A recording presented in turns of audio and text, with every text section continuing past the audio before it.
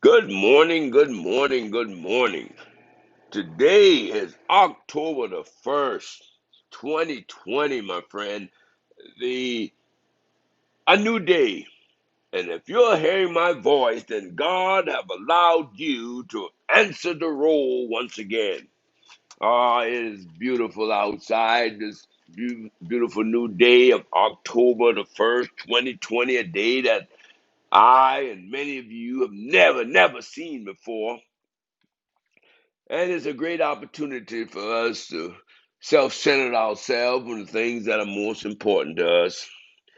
As I prepare for this message this morning, the thought that hinged on me and my spiritual realm this morning was keep hope alive. Yes, I think Jesse Jackson had that phrase when he ran for president many years ago. And I think it's most appropriate right now in this political season that we're in, having seen the debates on Tuesday night and seeing that tremendous waste of time and energy, really. But to my friends and to myself included, I deem it important to say, let's keep hope alive. And for scripture basis this morning, I would turn to John 16:33.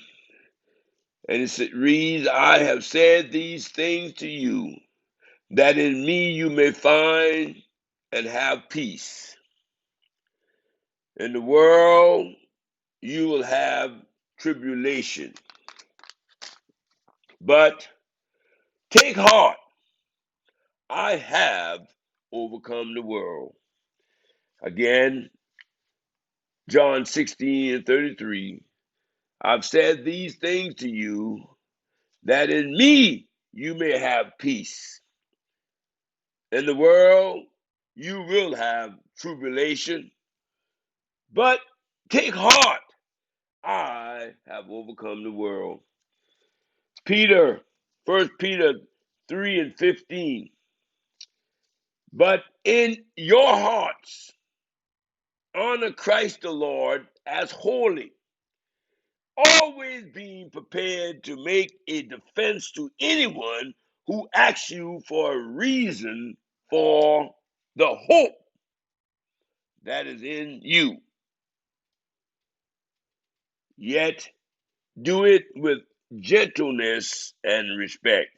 First Peter again 3:15 says, but in your hearts honor Christ the Lord as holy, always being prepared to defend, be a defense to anyone who asks you for a reason for the hope that is in you.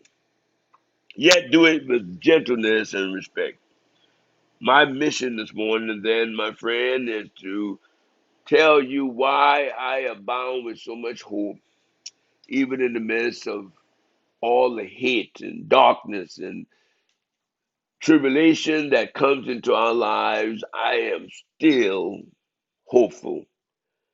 My effort this morning is to do it with gentleness and respect. Gentleness in the sense that not to be argumentative, not to challenge anyone in their respective place this morning, but just to say with gentleness that there is a brighter joy and a brighter day that awaits each and every one of us. I'm telling you, no matter how terrible things may seem, things can get better. I want to share this brief illustration of something that happened to me yesterday. I'm telling you, anytime you step out in life and have concern for others, it's called the essence of life. I say all the time is to care. Well, I ventured on a piece of property that one of my nieces about to secure and want to put a mobile home on that property. And I was surveying the land to make sure that it would be suitable for the mobile home. And I'd walked that property many times before. And for some unknown reason, I stepped on bumblebee, honeybees. And God, I'm telling you, they talk about running. Oh my God. Those bees got behind me as a swarm. I left my shoes. I dived in my Hummer, and they came inside the Hummer, and they continued their persistent attack on me. And I dashed in an effort to drive to try to get home as quick as possible. And in route going home, they attacked me again in the Hummer. I slammed on brakes, opened the door, opened the windows, hoping that they wanted to escape and fly away. Instead, their desire and mission was to attack me, having been stung many times in my forehead, in the back of my head, my ears. Oh my God, it was horrible. I share this with you to say that despite all of that, I still have hope. I have hope because, as the scripture reads, we will have tribulation in this world. In our lifetime, we will have things that will come up that is beyond our control. God knows that if I knew those bees were swarming and had a nest beneath the earth, I would have never made the mistake of stepping in their territory. But swiftly, they reminded me that that was their area, and I had to abandon that space. Now, I say this as an illustration that sometime in life you'll have different things that will come up beyond your control. Just as if this COVID-19 and this political season is beyond our control, except that for the political season, we can vote. And for COVID-19, we can keep our masks on, wash our hands, and we can be proactive, and we can continue to be on our knees and have concern and compassion for others. Yes, we can still continue to do what's right, and we still can reflect mercy for others.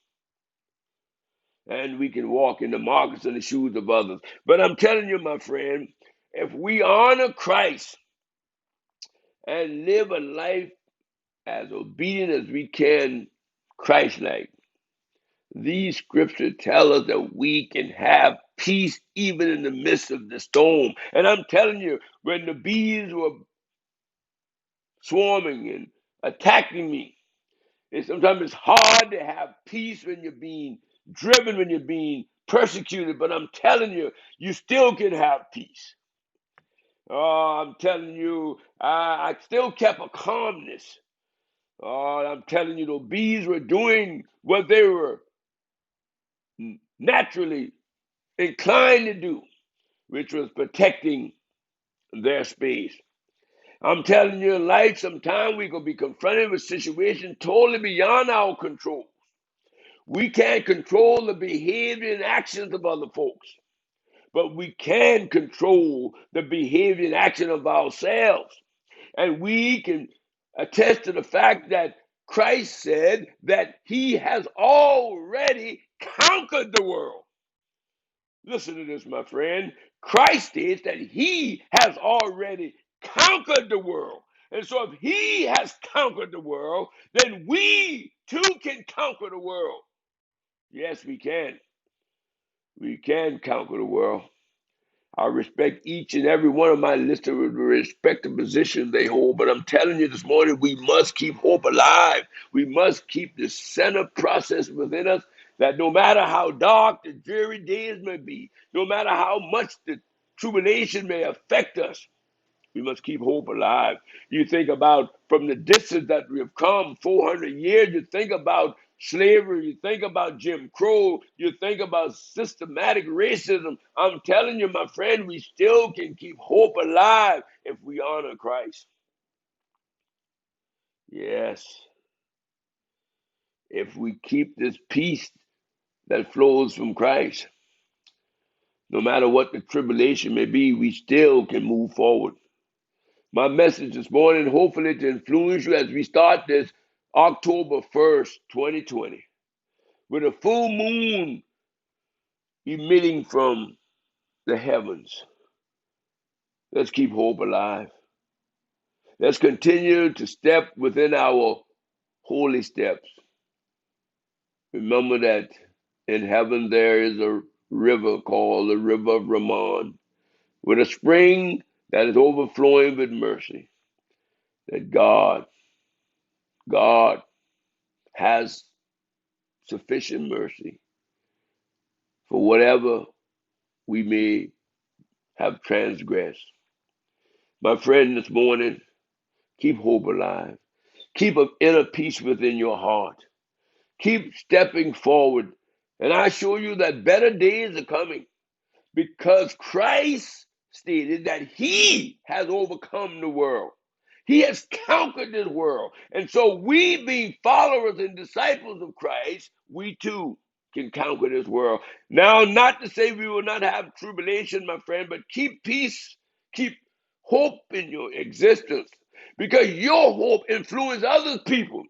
And your hope then builds upon this kingdom that God is speaking with or speaking about, even with the church doors being closed. And let us be mindful of forgiveness. Forgive those who have transgressed against us. Even forgive the church, our own respective churches, for not being all that they should be for us. We forgive them because at the end of the day, the kingdom of heaven is in our hearts. And so if we honor and obey Christ in our hearts, we will have peace. And we too can keep hope alive and be conquerors of this world in this season in which we live.